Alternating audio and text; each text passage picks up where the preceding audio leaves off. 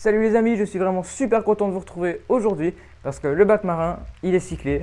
Du coup, aujourd'hui, je vais voir en détail avec vous l'ajout du sable, mais aussi tout ce qui est paramètres d'eau, nitrite, pH et KH. Et puis après, on va faire un peu le tour du bac, niveau décantation et aussi pour voir un petit peu le cycle du bac. J'espère vraiment que cette vidéo va vous plaire, moi je suis vraiment très content de vous la faire et on démarre tout de suite dans cette vidéo. C'est parti!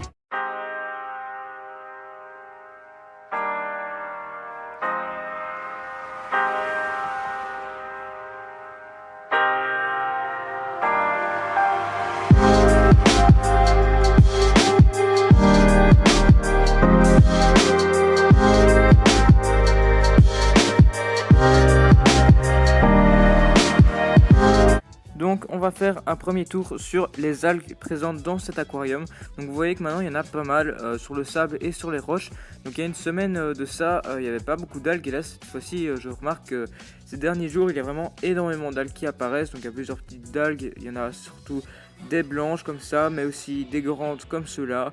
Donc voilà, il y a un peu de tout. Je suis assez content parce qu'il y a une semaine, je vous l'ai dit, il n'y avait vraiment pas beaucoup d'algues et j'étais un peu déçu. Donc j'ai aussi changé la disposition des pierres, donc c'est assez flagrant. Donc j'ai vraiment fait un décor pour avoir pas mal de cavités. Donc vous voyez, il y a vraiment pas mal de cavités avec une espèce de grotte centrale. Mais il y a pas mal d'endroits pour y accéder. Donc j'ai vraiment fait ça pour avoir un espace assez vital pour les coraux, donc pour pas qu'ils se brûlent entre eux. Et aussi pour les poissons, pour leur territoire, pour ceux qui ont besoin de cachettes, etc. Donc vraiment pour le bien-être des animaux. Donc petit tour sur ma décante pour voir comment tout ça fonctionne. Donc l'eau coule par ces deux tuyaux et arrive dans une cuve là-bas en dessous. Donc elle va couler par un micron-bag. Donc le micron-bag c'est cette poche-là qui sait prendre toutes les petites particules en suspension dans l'eau. Donc au moins ça fait office de filtration mécanique. Ensuite, elle passe dans un autre compartiment où il y a un chauffage réglé à 25 degrés et l'écumeur. Donc l'écumeur, c'est normal qu'il n'y ait pas énormément de bulles parce qu'il n'y a pas encore de déchets organiques dans l'eau. Donc ça, j'y reviendrai peut-être dans une autre vidéo. Ensuite, elle passe dans un mousse de filtration qui enlève toutes les bulles présentes dans l'eau. Et puis après, elle passe par la pompe de remontée qui est là-bas au-dessous. Donc c'est le tube vert. Donc toute l'eau va remonter par là.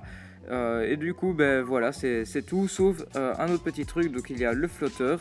Donc ça, c'est un osmolateur et il va remettre de l'eau osmosée dans l'aquarium. Donc la cuve fait environ 5 litres et ça fait office d'osmolateur. Donc vous pouvez voir que j'ai aussi mis le sable. Donc le sable, c'est quasi comme du sable sugar. Donc c'est assez fin. Je crois qu'il fait 2 à 3 mm, mais c'est quand même un peu plus gros. Du coup, c'est le sable, il est de la marque Red Sea. Donc il est très très bien. C'est un sable vivant, donc en gros il va faire aussi office de filtration et je trouve qu'il est vraiment génial. Donc on peut faire aussi un petit point sur ma LED, donc vous voyez l'application ici.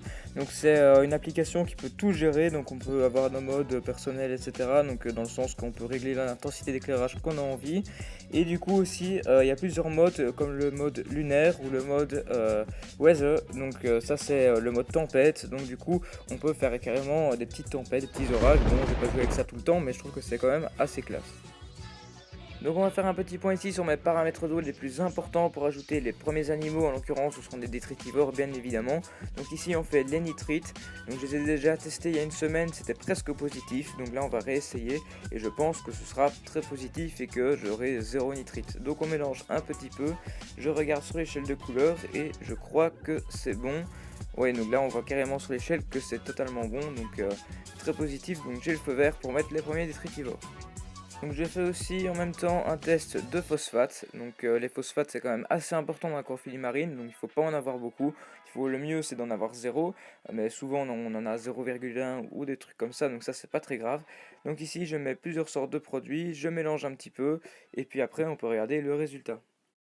Donc voilà, c'est la fin de cette vidéo. Je pense qu'on a fait le tour sur ce bac.